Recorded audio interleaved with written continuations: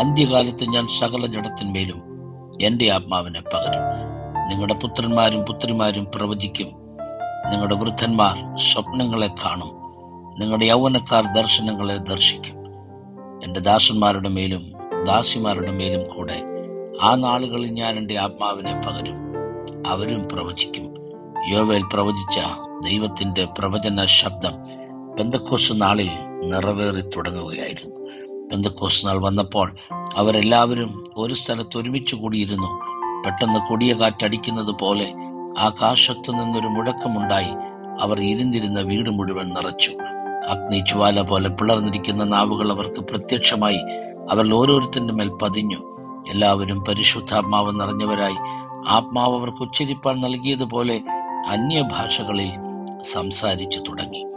ശക്തി അവങ്കിൽ നിന്ന് പുറപ്പെട്ടു എന്ന് ദൈവവചനം പറയുന്നു. പത്രോസ് നടന്നു പോകുമ്പോൾ തൻ്റെ നിഴല് തട്ടി രോഗി സൗഖ്യമായി എന്ന് അപ്പോസ്തല പ്രവൃത്തികളിൽ നാം വായിക്കുന്നു.